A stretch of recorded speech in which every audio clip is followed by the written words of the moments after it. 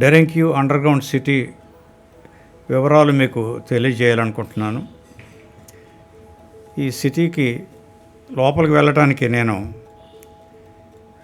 Ticket కొనుక్కొని entrance దగ్గరికి వచ్చిన తర్వాత నన్ను చూసి మీరు చాలా సీనియర్ సిటిజన్స్, మేము అలౌ చేయమన్నారు. నాకు 22 సంవత్సరాల క్రితం ఓపెన్ హార్ట్ సర్జరీ కూడా అయింది. అంచేత హార్ట్ ప్రాబ్లమ్స్ ఉన్న వాళ్ళని ఎవరిని అలౌ చేయము అని నన్ను ఆపిస్తే, అప్పుడు నా భార్య లక్ష్మి గారు, నా కుమారుడు మనోజ్ వాళ్ళు ధైర్యం చేసి మేము వెళ్ళి వీడియో తీసుకొస్తాం అని చెప్పి నన్ను బయట కూర్చోబెట్టి వారు వెళ్ళటం జరిగింది. లోపల నుంచి సమాచారం కూడా వారే కలెక్ట్ చేశారు. ఆ వివరాలన్నీ మీకు చెప్తాను. డెరెంక్యూ టర్కీలోని కపడోకియా ప్రాంతంలో ఉన్న 85 మీటర్ల లోతులో ఉన్న ఒక పురాతన బహుళ మట్టి కింద నగరం.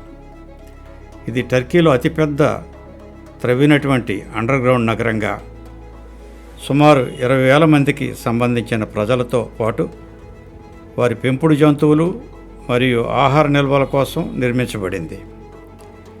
ఈ నగరంలో బిగ్గరగా చిన్న రోలింగ్ స్టోన్ తలుపులు ఉన్నాయి. వీటి నుండి నగరాన్ని అటు ఇటు మూసివేయవచ్చు. నగరంలో వైన్ మరియు ఆయిల్ ప్రెస్సులు, వ్యాపార గదులు, గుడారాలు, నిల్వ గదులు, భోజన గదులు, చర్చి లాంటి అనేక సౌకర్యాలు ఉన్నాయి. 2వ అంతస్తులో ఒక పెద్ద వరుస గదులు తమ బారిల్ వాల్డ్ పైకప్పుతో ఉన్నవి. ఒక గది మత పాఠశాలగా వినియోగించబడింది. 3 మరియు 4వ అంతస్తుల మధ్య అట్టి దుప్పట్లు ఉన్నాయి. ఇవి పొడిగలవై ఉన్న చర్చి దాకా వెళ్ళి ఉంటాయి. నగరంలో 55 మీటర్ల ఎత్తులో ఉన్న గాలి చాంద్రిక నీటి బావి కూడా ఉంది. ఇది నీటి సరఫరా కోసం ఉపయోగించబడింది. డెరెంక్యూ భయంకరమైన శత్రువుల నుండి ప్రజలను రక్షించడానికి నిర్మించబడింది. ఇది అరబ్ బైజాంటైన్ యుద్ధకాలంలో ముఖ్యంగా క్రైస్తవులు ఉపయోగించిన వారి ఆశ్రయ స్థలంగా నిలిచింది.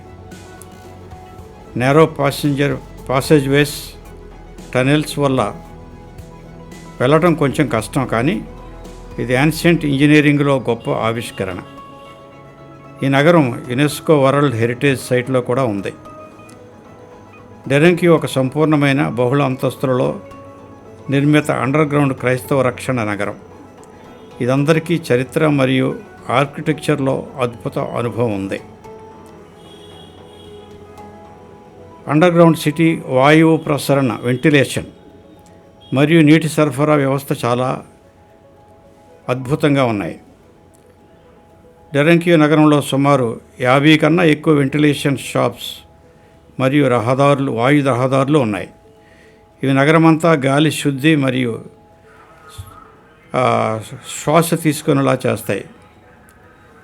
ఈ వెంటిలేషన్ షాప్స్ తగిన ప్రదేశాల్లో పెట్టబడి ఉన్నాయి. అందువల్ల నగరంలోని ప్రతి గది మంచి గాలి కలిగి ఉంటుంది. ఈ సిస్టమ్ వల్ల గాలి మార్పిడి సులభంగా జరుగుతుంది.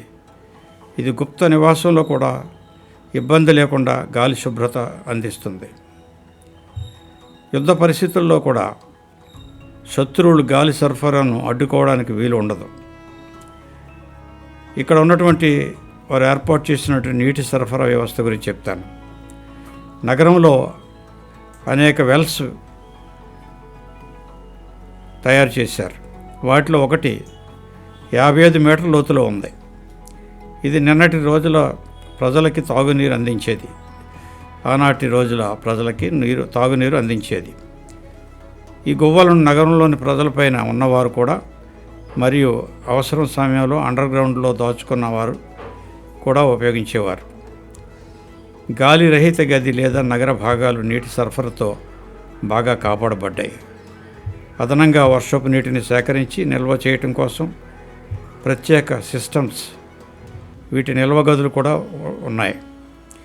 ఈ 2 వ్యవస్థల మేధాత్మక నిర్మాణం, ఉత్కృష్టమైన ఇంజనీరింగ్ వల్ల డెరంకియో నగరంలో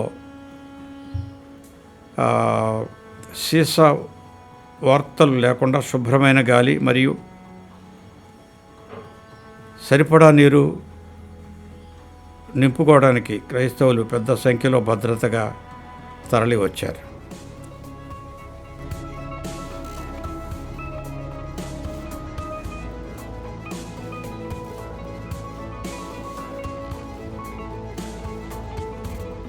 ఈ వీడియో ద్వారా మీకు ప్రారంభంలో మైనర్ ఆసియాలో అనగా నేటి టర్కీ దేశంలో క్రైస్తవ్యం రూపుదాల్చిన విధానం, ప్రారంభ క్రైస్తవులు హింసలకు గురి కావడం, వారి ప్రాణరక్షణ కొరకు అండర్ గ్రౌండ్లో వారు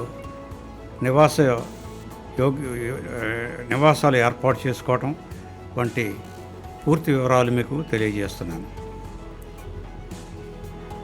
మైనర్ ఆసియా ప్రాంతంలో క్రైస్తవ మతం ప్రారంభం యేసుక్రీస్తు బోధనలు మొదలైన 1వ శతాబ్దంలో జరిగింది. ఆ సమయంలో క్రైస్తవులు ఘోరమైన హింసలకు గురయ్యారు. ముఖ్యంగా రోమన్లు కొన్ని యూదు మత నాయకుల చేత రోమన్స్ క్రైస్తవులను అపరాధులుగా చూసి, ఉదాహరణగా నీరో అనే చక్రవర్తి తమ రాజధాని రోమ్లో పెద్ద హింస చేశాడు. ఈ హింసలో క్రైస్తవులను జంతువులను తొక్కించినట్టు తొక్కించి వారిని చాలా దారుణంగా చంపడం చేశారు. ఈ హింసల కారణంగా క్రైస్తవులు తమ ప్రాణాలు రక్షించుకోవడానికి గుప్తంగా భూమిలో పరుల మధ్య అండర్ గ్రౌండ్లో సేద తీరే విధానాలను అభివృద్ధి చేసుకున్నారు. వారు రహస్య సమావేశాలు చేశారు. తమ మతాన్ని రహస్యంగా పక్కన పెట్టుకుని బాహ్య శత్రువుల నుండి దొరకకుండా చుట్టూ ప్రాణ సంరక్షణ కోసం అడుగులు తీసుకున్నారు. అసలు క్రైస్తవ మతం వ్యాప్తి మొదలైంది. అదేవిధంగా ఇది రోమన్ సామ్రాజ్య పరిధిలో ఉండటం వల్ల అదే సరైన ప్రభావం చూపించింది. ముఖ్యంగా రోమన్లు క్రైస్తవులను భయంకరమైన తీవ్ర హింసలకు గురిచేశారు. నీరో చక్రవర్తి మార్కు ప్రారంభంలో రోములో క్రైస్తవులను తీవ్రంగా హింసించారు. హింసల కారణంగా క్రైస్తవులు తమ ప్రాణాలు కాపాడుకోవటానికి గుప్తంగా సేద తీరటం, చుట్టూ సురక్షిత ఏర్పాట్లు చేయడం మొదలెట్టారు. భిన్న ప్రాంతాల్లో రహస్యమైన సమావేశాలు ఇతరుల కన్నా దాచడానికి ఉపయోగించారు. క్రైస్తవ మత ప్రజల ప్రాణరక్షణ కోసం పెద్ద నగరాల్లో ఎలుగుబంటి గుహల మాదిరి గుప్త జీవన విధానాలు ఏర్పడ్డాయి.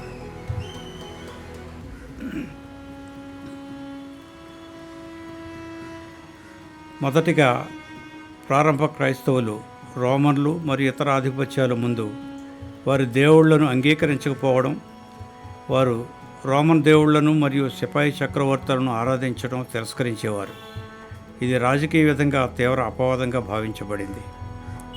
క్రైస్తవులు సాంఘికంగా విభిన్నంగా ఉండి గుప్తంగా సమావేశాలు జరపడం వల్ల ఇతరులు వారిపై అనుమానాలు కలిగించారు.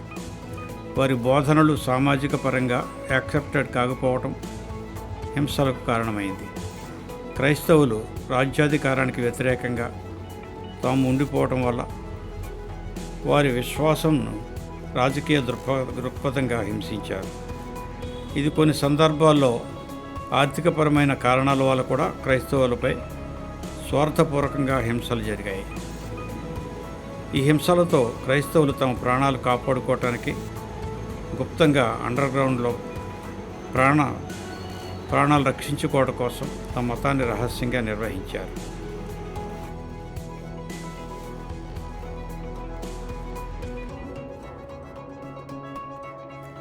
ఈ సమాచార సేకరణ ప్రక్రియలో తోడ్పడినటువంటి నా భార్య ప్రొఫెసర్ లక్ష్మి గారికి, వీడియో రికార్డ్ చేయడంలో సహాయపడినటువంటి నా కుమారుడు మనోజ్కి అభినందిస్తున్నాను. ఈ సమాచారం అంతా కూడా ఒక మంచి వీడియో రూపంలో క్రమబద్ధీకరించి చక్కగా మీరందరూ చూచి ఆనందించుటకు మరి దీన్ని ఒక మంచి వీడియోగా తయారు చేసినటువంటి పాస్టర్ కాల్విన్ గారికి మరి నా హృదయపూర్వక వందనాలు చెప్తున్నాను. ఇంకాను ఇలాంటి వీడియోలు ముందు ముందు రానే ఉన్నాయి. మీరందరూ చూసి మమ్మల్ని ఆశీర్వదించవలసిందిగా మిమ్మల్ని వేడుకుంటున్నాను. ఆమేన్.